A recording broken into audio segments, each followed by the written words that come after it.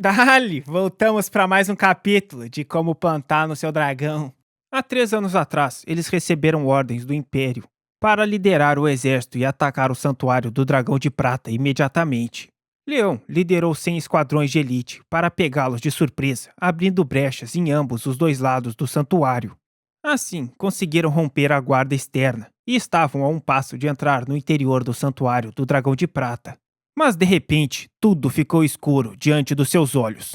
E logo em seguida, suas costas foram perfuradas por uma arma fina. O tempo em que caiu na ilusão e foi apunhalado, tudo isso levou menos de 2 segundos. Dava até para dizer que foi uma emboscada premeditada exclusivamente para ele. Além disso, a magia de ilusão que o atingiu para ter aquela força, o conjurador deveria estar muito perto para que funcionasse. O peitoral da carruagem de ouro negro conseguia quebrar a maioria dos ataques, mas aquela arma em específica tinha um encantamento de perfuração. O traidor poderia ser qualquer um do seu time que eu mais o conhecia. Com isso, a posição do esquadrão de infiltração foi exposta e foram atacados em massa pelos soldados do clã de prata. Eu voto na menininha, pra mim ela que é a traidora, tem que jogar no fogo. Após terem sido expostos, seus companheiros não tinham como carregar seu corpo durante a retirada. Então, não tiveram escolha a não ser deixá-lo para trás. E depois ela já sabe. Foi assim que ele se tornou seu prisioneiro. E eles tiveram aquele evento lá de extrair sementes no calabouço. Mas aquele maldito traidor com certeza não deve esperar que ele ainda estivesse vivo e com o vigor lá no teto. Agora até sou o Lorde do Clã de Prata, martelando a rainha com 3 filhas. Dale! Osvácia, ainda meio torta, murmura se ele já teria um palpite de quem poderia ser o traidor. O vice-capitão Victor era meu colega de escola. Como eu, ele era plebeu antes de entrar para o exército. Ele não tinha contatos nem grande influência e dependia inteiramente da própria força para subir ao cargo de vice-capitão. Mesmo aquele cara sendo um eterno segundo lugar, e que não fosse tão bom quanto eu, ainda assim ele era bem capaz. Foi ele quem liderou a fuga depois que eu caí. Mesmo apunhalado, você consegue dar um jeito de se elogiar. Quanto ao Martin, o mago de suporte, ele era filho de um ministro da corte imperial.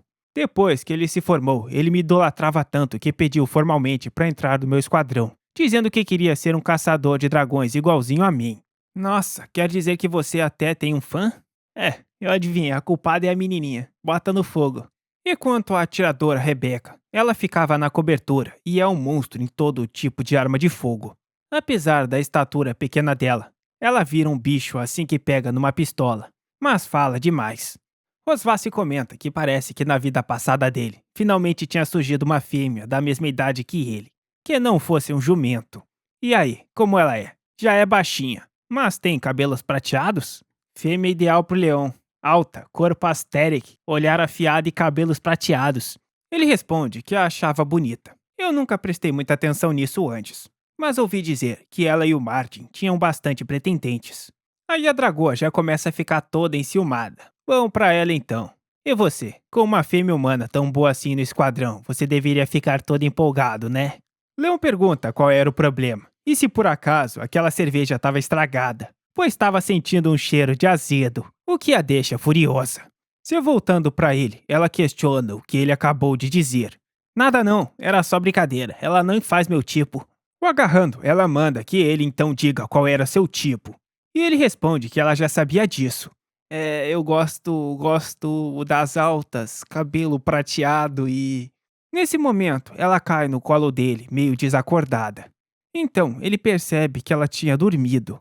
No fim, ele acaba a carregando, dizendo que se fosse para ela dormir, que fosse pro quarto.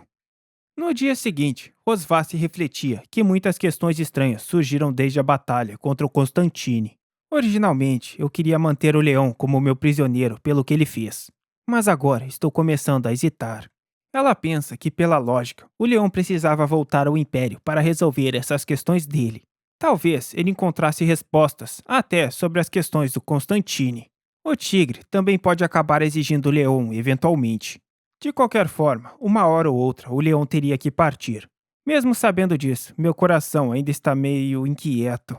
Espera, inquieto? Por que eu tô com tanto receio de deixá-lo ir? Ela percebe que muita coisa acabou acontecendo nesses últimos 3 anos. E a relação deles acabou mudando bastante de certa forma. Mesmo que eles não sejam da mesma raça, ele se provou ser a pessoa mais responsável, corajosa e íntegra que ela já conheceu.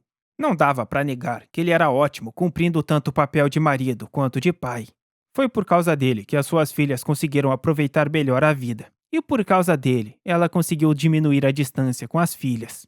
Pensando honestamente, já fazia tempo que ele deixou de ser um prisioneiro e começar a ocupar um lugar relevante ali. Nesse momento, ele chega por trás e já dá um empurrão no balanço, questionando o porquê ela estava suspirando tanto. Ele pergunta se aconteceu alguma coisa, pois ela parecia de muito mau humor. Mas ela responde que não. Será que é depressão pós-parto? Não é isso, idiota. Já que não era por conta da bebê, ele pergunta se por acaso seria por causa dele. Então, ela se vira, perguntando se ele queria voltar para o Império.